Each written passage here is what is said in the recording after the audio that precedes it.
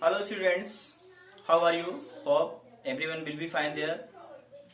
And welcome to my class 8. Today I will start your civics chapter number 6. That name is judiciary. You already know the parliament have three body, or the government have three bodies like a legislature, executive and judiciary. And I have told you about the legislature. Legislature is the law making body of government. It makes the law. And executive, whatever the legislature has made the law and it is followed. And judiciary means to giving the justice among the peoples. If the peoples are doing wrong, then the peoples are punishable by the judiciary with the help of court. So the students, I am going to tell you about the judiciary and what is the work of judiciary.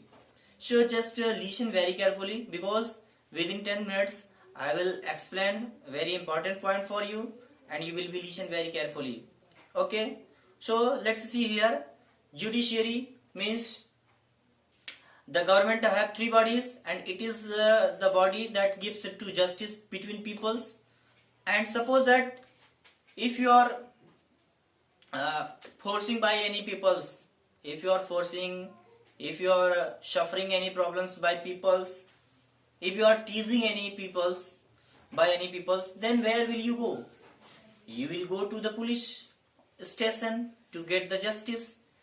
And suppose that if you will not get the justice to their police station, then you will go to the court.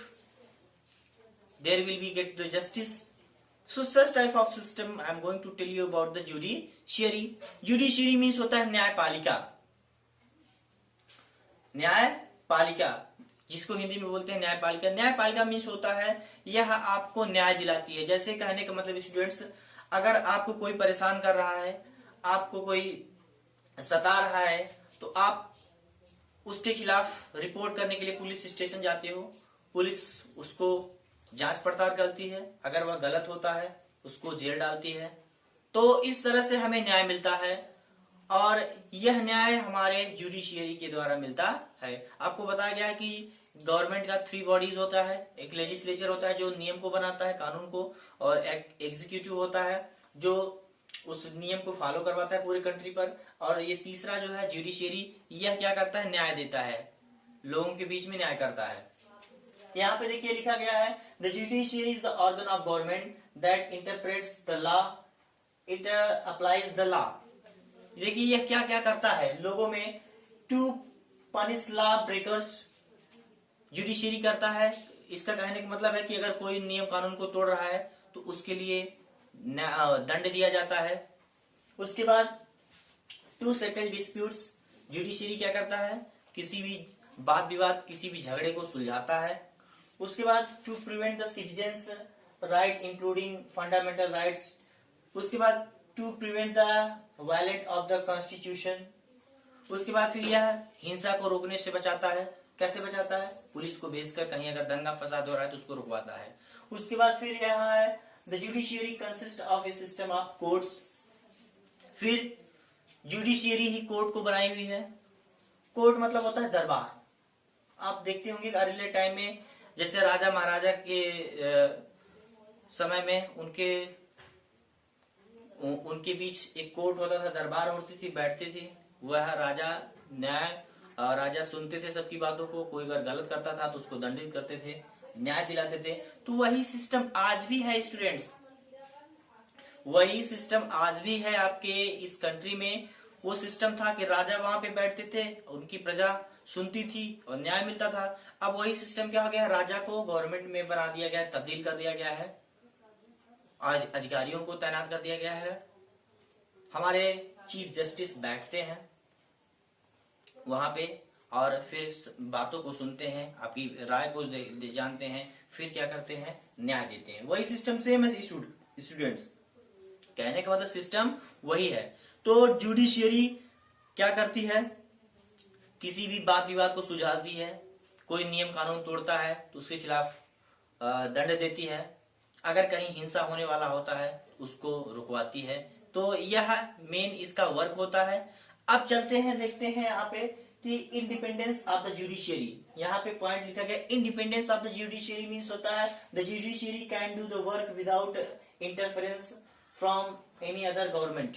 Means judiciary can do the work without interference of any government. कहने का मतलब यह जो न्यायपालिका होती है, judiciary होती है, यह अपने हिसाब से काम करती है, किसी के हिसाब से काम नहीं करती, कोई इंटरफेरेंस इसमें नहीं करता है। इसका जो कॉन्स्टिट्यूशन ने बनाया हुआ है, जो सिस्टम लिखा हुआ है, यह उसी हिसाब से काम करती है। फिर यहाँ पे नेक्स्ट पॉइंट है कि देखते हैं कि जैसे आप देखते हैं कि कोर्ट में दो तरह की केसेस आती हैं। आपके थाने में, आपके हर जगह जो बात विवाद होता है वह दो तरह की केसेस बनती हैं। दो तरह की केसेस बनती हैं। केस आपको पता ही है, मुकदमा जिसको बोलते हैं। तो यह दो तरीके का होता है, एक सिविल केसेस होता है और एक क्रिमिनल केसेस होता है। The cases are also two types. Case दो प्रकार का होता है, सिविल केस और क्रिमिनल केस। तो यहाँ पे स्टूडेंट्स देखते हैं कि सिविल केस क्या होता है। Civil case including the social cases like जैसे आपके यहाँ खेत का कोई मैटर फंसा हुआ, जमीनी विवाद हुआ है, फिर जैसे तलाक जो हुआ होता है उसको देखा जाता है, और जैसे आपकी प्रॉपर्टी कोई जब्त कर रहा है, कोई कब्जा कर रहा है, तो इस तरह का जो होता है सिविल केसेस होता है। यहाँ पे लिखा गया है ना कि the case bought before the courts of two types civil cases involving disputes related to money, property and social matter such as case involving. जैसे जो सोशल मैटर होता है, सामाजिक, किसी पैसे का मामला हुआ, इस तरह की जो केसेस चलती हैं उसको सिविल केसेस बोलती हैं। उसके बाद फिर क्राइम केसेस क्या होता है, the cases involving crime is called criminal cases. जो केस क्राइम से संबंधित चलती हैं उनको क्रिमिनल केसेस बोलती हैं। यानी स्टूडेंट्स, केस दो प्रकार की होती है, एक सोशल केसेस होती है, एक सिविल केस होती है और एक क्रिमिनल केस होती है। तो सिविल केस आपको पता हो गया। क्रिमिनल केस होता है जो क्राइम के बीच चलती है, जो क्राइम के लिए केस चलती है, उसी को क्रिमिनल केस कहते हैं। तो यहाँ पर देखते हैं कोर्ट भी तो तरीके से सुनती है। एक सिविल केसेस होती है, एक सिविल कोर्ट होती है, एक क्रिमिनल कोर्ट होती है। सिविल कोर्ट मतलब जो इस तरह की सुनवाई करती है, देखती है, उसको सिविल कोर्ट बोलते हैं। और क्रिमिनल कोर्ट मीन्स जो यह रिपोर्ट देखती है, तो उसको क्रिमिनल कोर्ट भी बोलते हैं।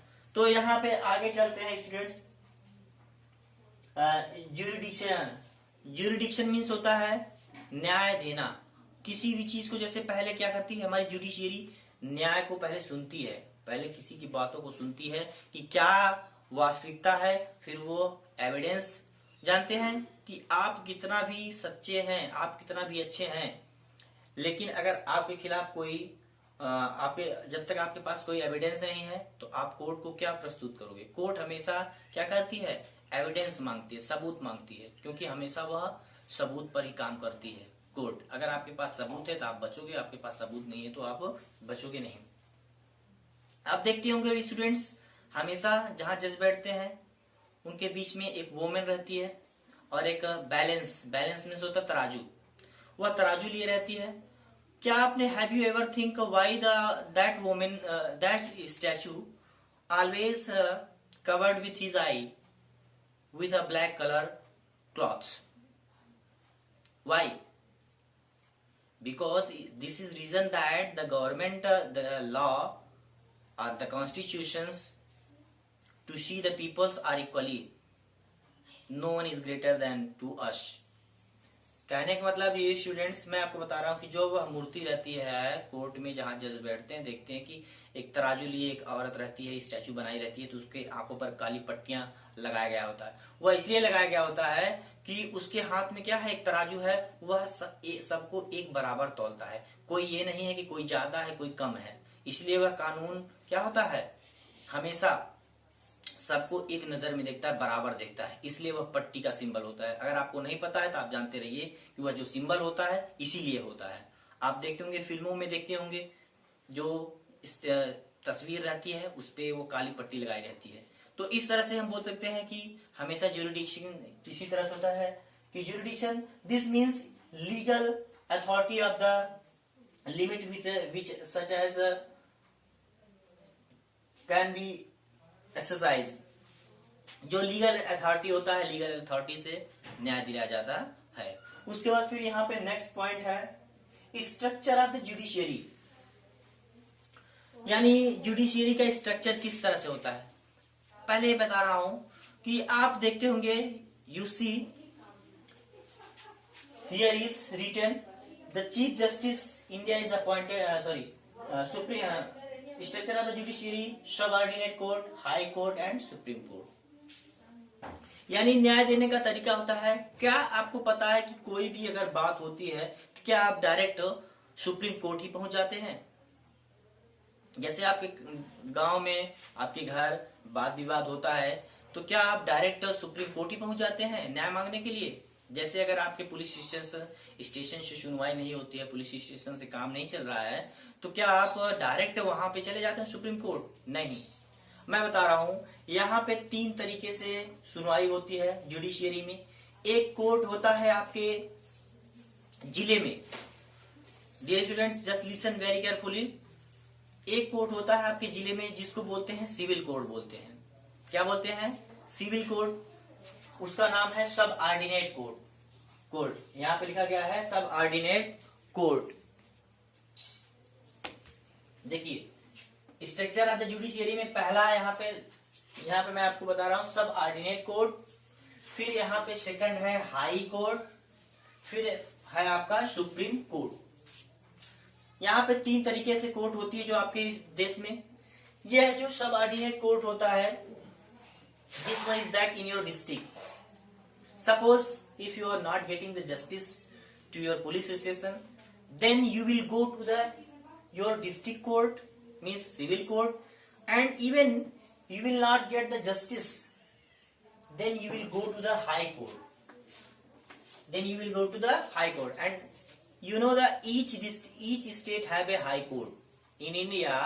Each state have a high court, and suppose if you also not getting the justice high court, then you will go to the supreme court. Finally here you will get the justice.